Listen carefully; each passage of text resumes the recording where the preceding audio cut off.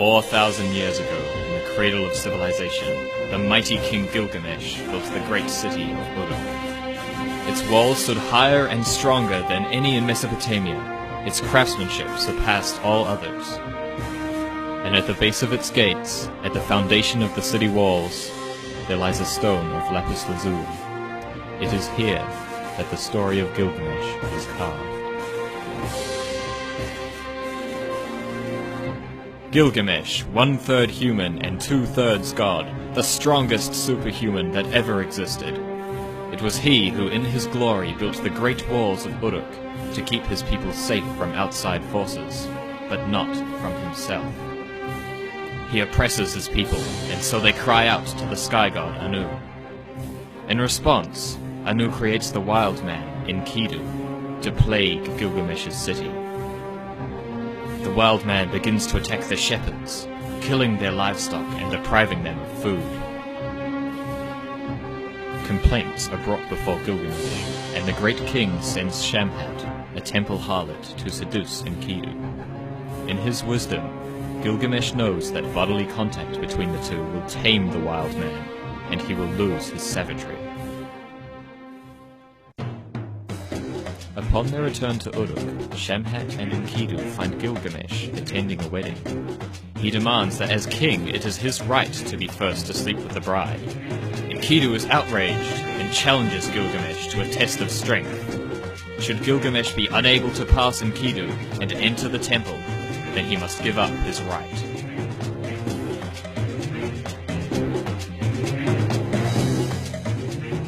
Late into the day they fight, until finally, as the moon takes to the sky, Gilgamesh gains the upper hand, forcing Enkidu to concede his superiority. The wise king, however, honors Enkidu's wishes, and they return to his palace as friends. A few years pass in Uruk, and Gilgamesh and Enkidu grow lazy. So the king proposes a great adventure to the southern cedar forests, to slay the demon Humbaba and cut down his trees. Enkidu protests at first, but eventually gives in. The journey through the deserts are harsh, but the warriors travel on. Each night, Gilgamesh dreams terrible dreams. In the first, he sees Enkidu lying still in bed. When he awakes, Enkidu tells him that it means they shall be victorious in their coming battle, and return home safely. In the second, he sees a giant man whose flesh is made of stone, his huge fist wrapped around Gilgamesh's waist. Again, Enkidu claims it is a good omen, and that Gilgamesh's legacy will be lifted to the heavens. Into the glorious cedar forest they stride, and before their strong axes the trees begin to fall. The ferocious Humbaba, half demon, half ogre, hears the crashing and falls upon the king.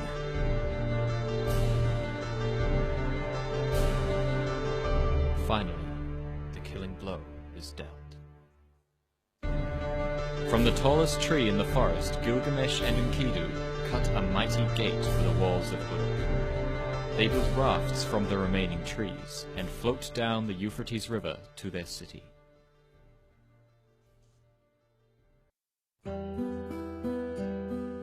Upon their return to Uruk, however, Enkidu falls ill. This time it is the wild man who is plagued by frightening dreams. He finds himself in the House of Dust, surrounded by the shadows of his ancestors. The spirit of Humbaba appears and curses Enkidu.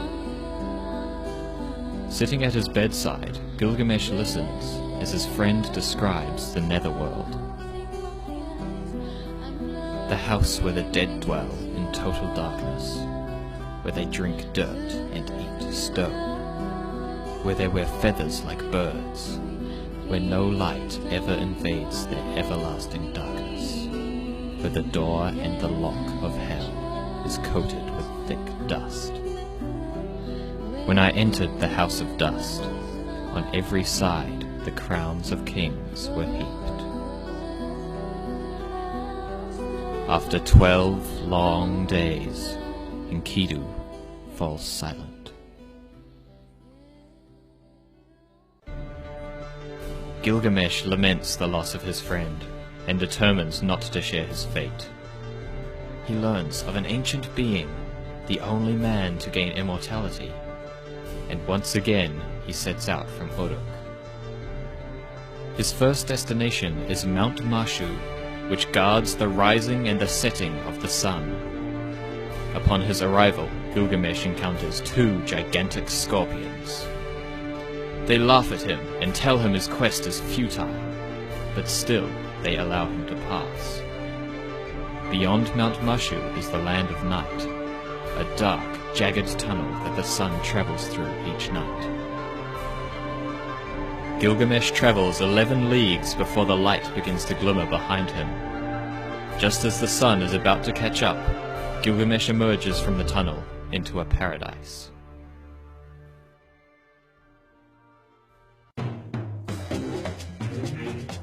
From atop a hill overlooking the waters of death, Gilgamesh sees the boat that will carry him to his final destination.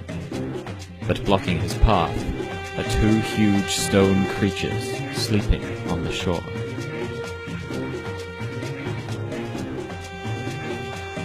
After a brief fight, the colossi are defeated, their stony bodies scattered across the sand. The king notices an old man bent over a tall walking stick, his figure draped in black. The man introduces himself as Urshanabi, the boatman, and scolds Gilgamesh for killing the giants, who are the only creatures capable of touching the waters of death. 300 trees are demanded of Gilgamesh, and from these trees 1,000 oars, for each one will dissolve upon contact with the water. Gilgamesh sets to work, and by the next morning the oars are complete. Urshanabi pushes the boat out into the waters, and the pair are soon encompassed by mist and shadow. The voyage is long, and the king asks Urshanabi about the Ancient One. He is told of the time before the Great Flood, and of the gods' secret council, where they resolved to destroy the world in a great storm. He is told of the god Ea, who warned the Ancient One, and told him to gather all living things in a boat. He is told of the storm, and how when the black clouds arrived, even the gods were frightened. As the boatman's story comes to an end, the bottom of the boat hits soft sand. The mist parts to reveal an island, deserted apart from a small cottage. At the door waits the Ancient One. In exchange for eternal life, the Ancient One challenges Gilgamesh to stay awake for 6 days and 7 nights. But as soon as he finishes speaking, Gilgamesh falls to the ground in a deep sleep. The Ancient One goes inside, and asks his wife to bake a loaf of bread for each day the king sleeps. Time passes, and when Gilgamesh awakes, he denies sleeping.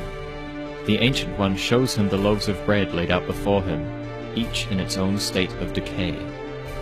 Gilgamesh is distraught, his opportunity for immortality lost. He begs the Ancient One for another chance.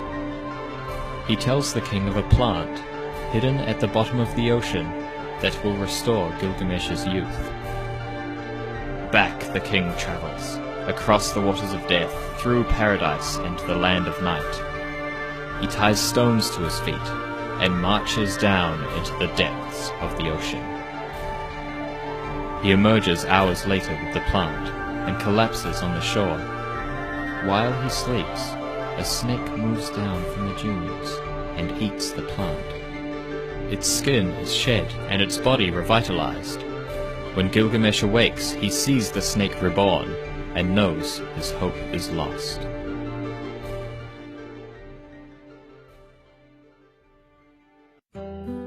The road back to Uruk seems long and harsh beneath the feet of the king. When the great walls rise up in the distance, he stops and falls to his knees. He raises his arms and praises the walls of Uruk, his finest achievement. For it is not man's fate to live forever, but for his creations to carry his name into generations to come.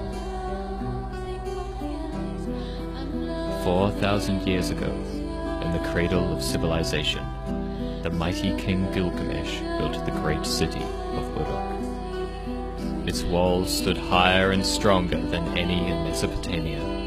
Its craftsmanship surpassed all others, and at the base of its gates, at the foundation of the city walls, there lies a stone of lapis lazuli. It is here that the story of Gilgamesh is carved.